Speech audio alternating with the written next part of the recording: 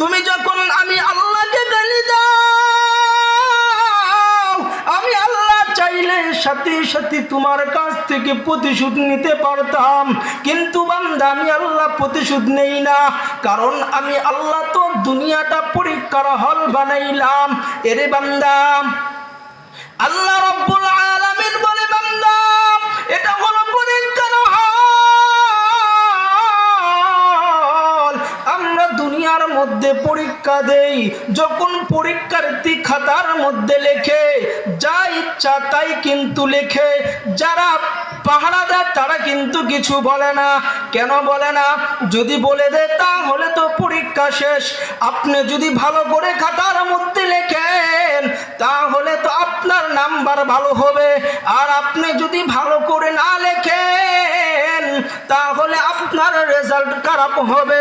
আল্লাহ রাব্বুল আলামিন বলে, বান্দা আমি আল্লাহ তাআলা রব্বুল আলামিন দুনিয়াটাকে পরীক্ষার হল বানাইলাম। বান্দা তুমি যদি আমল করো, বান্দা তুমি যদি আমি আল্লাহর গোলামি করো, তাহলে বান্দা আমি আল্লাহ তাআলা তোমাকে উত্তম বিনিময় দান করব। আর যদি বান্দা আমি আল্লাহর গোলামি না করো, তাহলে আমি আল্লাহ তাআলা তোমার উপর গজব নাজিল করব। কথা বলেন ঠিক কি না? ঠিক। এর নবীর উম্মতের দল, আল্লাহ তাআলা রব্বুল আলামিন বলেন, তুমি যে ওই জিহ্বাটা দিয়ে আমি আল্লাহকে গালি দাও, আমি আল্লাহকে নাফরমানি কথা বলো, মসজিদ মাদ্রাসা নিয়ে কথা বলো, যেখানে আমার পরিচয় শেখানো হয়, যারা আমি আল্লাহর পরিচয় শিখাইয়া দেয় উলামায়ে কেরাম, তাদেরকে নিয়ে কথা বলো, আমি আল্লাহকে পর্যন্ত গালি দাও। আল্লাহ বলে, বান্দা তুমি যখন গালি দাও, আমি আল্লাহ চাইলে কিন্তু সাথে সাথে তোমার থেকে প্রতিশোধ নিতে পারতাম, কিন্তু আমি আল্লাহ প্রতিশোধ নেই না। কেন জানো? ওই দিনের জন্য যেদিন তামাম পৃথিবীর সমস্ত মানুষ একত্রিত করা হবে। এরে বান্দা,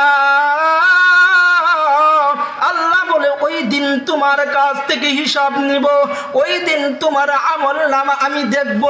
আরে বান্দা,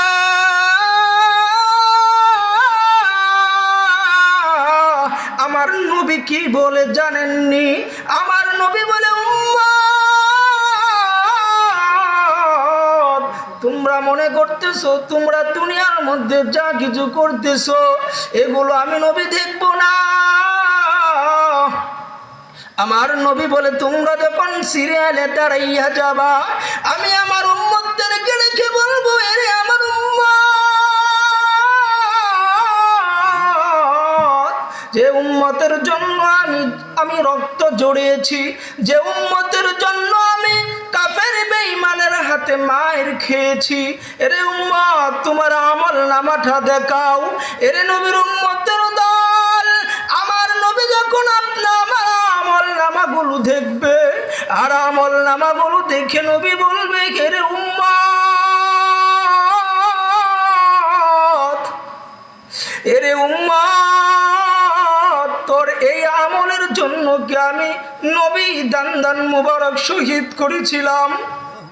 এরে উম্মত, তোর এই আমলগুলোর জন্য কি আমি কাফের বেঈমানের হাতে গালি খেয়েছিলাম? এরে উম্মত, তোর এই আমলের জন্য কি আমি নবীর শরীর থেকে রক্ত জড়িয়েছিলাম? এরে নবীর উম্মতের দল, ওই দিন এমন একটা সময় হবে, ওই দিন যত ক্ষমতাওয়ালা, যত শক্তিওয়ালা মানুষ আমার সাথে সম্পর্ক থাকুক না কেন, ওই কাল কিয়ামতের ময়দানে কারো অনুমতি নাই, কারো অনুমতি নাই। অনুমতি শুধু একমাত্র আমার নবী। আমার নবী ওই দিন মানুষের সুপারিশ করতে পারবে। এরে নবীর উম্মতের দল, ওই দিন যদি আমার নবী আমাদেরকে প্রশ্ন করে, উম্মত